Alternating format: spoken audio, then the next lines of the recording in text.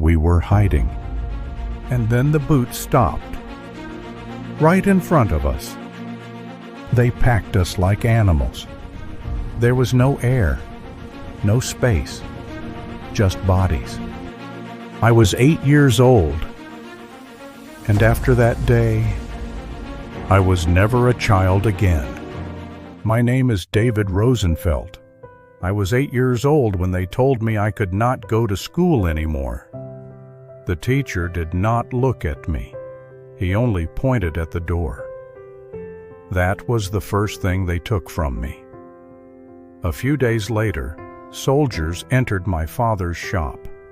They pulled fabric from the shelves. They laughed.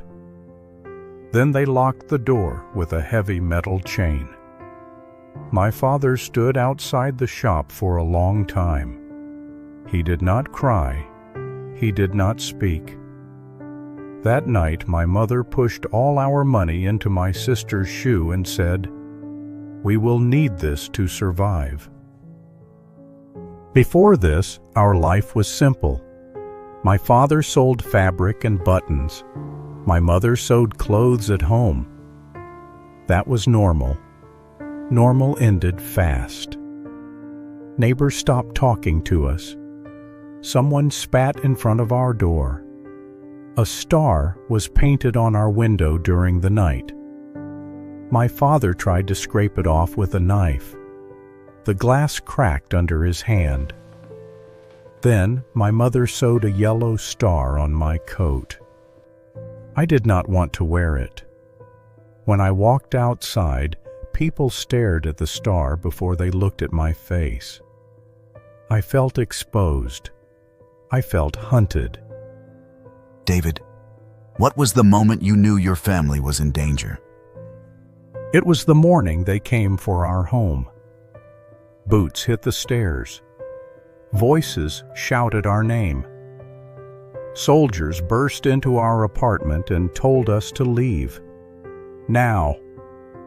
We were allowed to take only what we could carry. My mother grabbed blankets.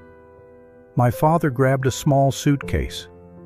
I grabbed my sister's doll because she was shaking too much to hold it. We were pushed into the street with many other families. Some people were crying. Some were bleeding from the face. Some had no shoes. We were taken to one small room with too many bodies and no air. This place was called the Ghetto. Life inside the ghetto was not life. It was waiting. We waited for food. We waited for news. We waited for the sound of boots. Every morning, people disappeared. One day, my neighbor was there. The next day, his door was open and his bed was empty. My mother stopped letting us sleep near the window. She said light was dangerous. At night, trains passed close to the wall. They did not sound like normal trains. They screamed. People whispered, "They go to work." My mother whispered back, "They do not come back." From that night on, I learned that the sound of boots meant silence. Every knock meant fear. My father told us we had to hide. A man from another building opened a small door under the stairs. Behind it was darkness and dust. We crawled inside. There was no light, no chairs, no beds. We could not talk. We could not cough. We could not cry. I held my sister's shoe in my hands so she would not make noise. My arms hurt, but I did not move. Hours passed, maybe days. Then we heard shouting, doors breaking, glass falling, people screaming names. Boots stopped in front of us. The small door opened. Light burned my eyes. A soldier pulled my father out first. My mother grabbed me. I grabbed my sister.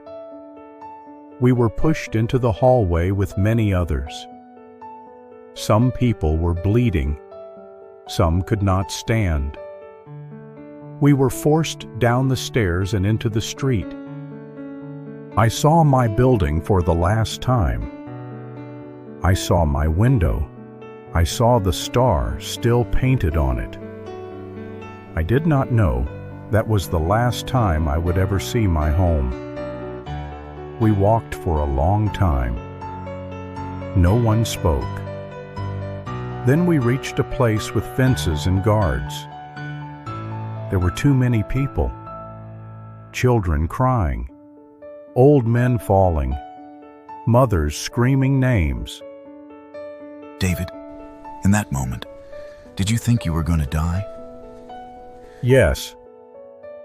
I thought that was the end of us. I did not think about tomorrow. I only thought about my mother's hand holding mine. Then they opened the train doors. Inside, there was no light, only bodies. They pushed us inside like animals. The doors closed with a loud metal sound. We were trapped. At first, people stood. Then the train started to move and we fell on each other. There was no food. There was no water.